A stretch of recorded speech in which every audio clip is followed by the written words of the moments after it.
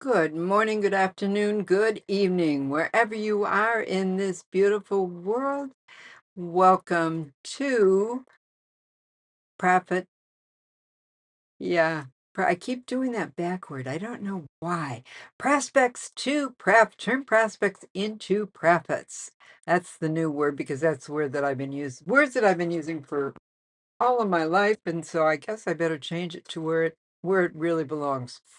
That's what we're going to do. Turn profits into turn prospects into profits. I can't even figure it out. I guess I need to go back to sleep and get back up again, but I'm here with you. Lunch with Joy. We're ready to go. And today I am so excited. I I love AI, and it is amazing the things that we can do with AI. I was just listening to a podcast, the McKinsey podcast. They do a lot with AI and leadership and so many things. They do so much research. Between the research from McKinsey and the research from Gardner, I am just very happy to get the level of experience that they bring to the world and the information. I was shocked because I was earlier sitting in a waiting room waiting for someone and was reading a 2016 McKinsey report on AI. I was amazed at what they had said at that point that is now totally the way we are living life today. What is going on and what is happening? It is becoming so much of what we are and what we do that you cannot afford to be without some form of AI working in your business. And the biggest places, it didn't surprise me at all. The biggest places that they are seeing AI being used is in sales and marketing and research. Sales and marketing and research. That is where I stick my nose in, not in the research, but I am going to be doing some research. I love doing research. I love working on research, and I intend to be doing some. I've got a client that I am excited about getting to do some research with them. And we will, I'm sure, be using AI to develop the things, to do the things, to analyze. And that is what is so wonderful. The analysis that you can get the computer to do in seconds, where it's going to take me hours and days to be able to come up with the same level of analytical knowledge that computer can do momentarily, because we have let it learn. They are learning. They're constantly learning because we constantly are allowing them to read. And it's important to realize that AI, when it doesn't know the answer, you may get a false answer coming back. It may not be true. They're willing to tell you a lie. And too many people just take it and go. You can't do that. You've got to be able to say, okay, where did this come from? And that's one of the things that I have learned in my career with working with AI is when I ask for data, when I ask for statistics or any kinds of facts, I ask for the reference. Where did this come from? So that I can physically go back and check to make sure that the information that AI has pulled and given me is not its interpretation, but it's the actual words that the researcher or whomever created has given. And if it is an analytic piece, I want to know, where is the data? Where did it come from? And what specific data did you use? And then, and only then, can I determine, is this information that I can pass along, that I can give to someone else? Is this information that is going to be appropriate for what I am saying or what I'm doing? And that is something, unfortunately, they're not everybody is doing that. There are too many people that have just said, "Oh, I can say, oh, AI, write emails for me,' and it'll write a bunch of emails." But did you tell it what you wanted it to say? And if you did, is it saying the right words? Are the words accurate? And are they correct? Is it giving your philosophy, your values, and what you want to be saying? Or is it just making something up and pulling it from outer space? That becomes the question.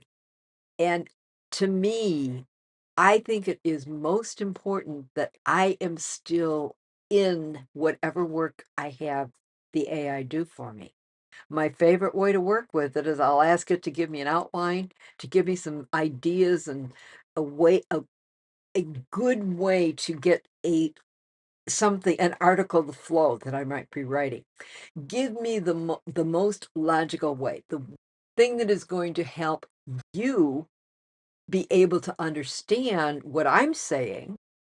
Give me that order in an outline form, and then I take it and write it, finish doing the research, or I may have AI do research for me because I just have it pull the information and give it to me, and I get the computer to read for me. And for those that don't know, I have been blind since birth, technically blind. I'm not sightless. I am technically blind. I see 4 to 5 characters at a time.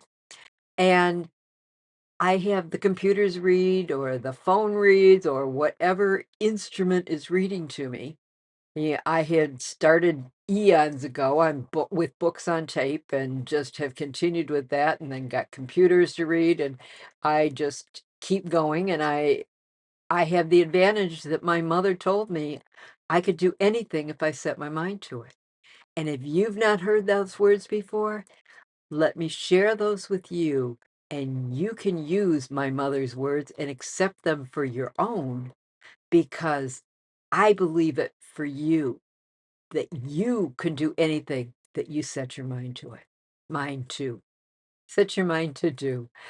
It is very similar to my one of my first favorite authors, which was Napoleon Hill and his Think and Grow Rich, that anything the mind of man can conceive and believe, it can achieve. My mother just put it into her words. She never heard of Napoleon Hill, but she believed that I could do anything, and I do. I believe that you can do anything if you set your mind to it. First, you have to make the decision. Then you need to look at, what are you willing to give? What are you willing? What do you want to do? What do you need to give to be able to get what you want? And then you can use AI to help you do unbelievable things.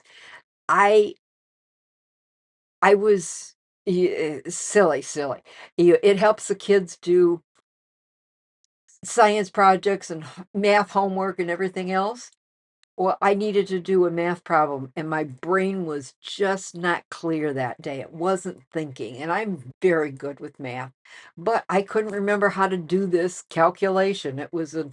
Uh, it was a calculus computation, and I've done them many, many times, but finally said, "Okay, let's go to ChatGPT," and I said, "ChatGPT, he complete this. What's the answer to this?" And I put whatever the parameters were that I was looking for, and had it come up with the answer. I told it what to do, and it did the equation for me and gave me the answer, and it was, thank you, God, because I was not thinking that well that day. But AI was sitting right there. My computer's right here, and all I've got to do is type CH into my computer, and it takes me right to ChatGPT, or type GE, and it takes me right into Gemini, or I can go to any one of the AI f the AI systems that I am using, and I can get answers to just about anything, and I am creating things that you can use. I do a lot of work for and I'm going to start releasing some of the things that I'm doing because I have created I created this a while ago, and I just had somebody else that, one of my mentors, one of my teachers, she did it. She released a how to write a newsletter, and I had already created that. And it was, "Why didn't I release that? I could do that too." And so I'm making it pretty, finishing it up and making it pretty, and I'm going to put it out there, and you'll be able to buy it for a very nominal price and be able to get your newsletters written for you by you putting the information in, answering the questions, and letting the AI do the work for you. So it's an amazing there's so much amazing out there that is available, going to be available, and is it going to take away jobs? Probably. Is it going to make jobs that are more valuable? Most likely. Do we need to re-educate the public? Do we need to re-educate our workforce? You better believe it. And they need to be able to do and be ready for the jobs that are gonna be paying them more, that are not gonna be paying this. Yeah, what it's scary. My first job, and this tells you a little bit about how old I was. I made $1.65 an hour. I was a lifeguard in the high school pool at the high school pool, and I made $1.65 an hour, and I think about Mm, people in minimum wage, and I can remember when I was in high school, the guy that I was dating was telling me how he was going to go out and he was going to get a job making $10 an hour, and that was a lot of money back then. Is it a lot of money now? No. You can barely buy any food for $10 an hour. So things change, and as things change, we have to change. We have to become better skilled, better ready to handle and to work with what is being brought to us and what is being placed in front of us. Because if we're not ready to work with it, we're going to be in trouble. So, and oh, I hope you saw my cute little like, share, and subscribe. I came up with that one and added that one in today. I probably be changing those periodically just because they're fun and something that's fun to do, and it's the kind of thing that I like to have fun with. So, please make sure you like, share, and subscribe to this so that you can always come in, be here with us, learn with us, ask questions. You subscribe in, you're going to know and be able to just put a question in there.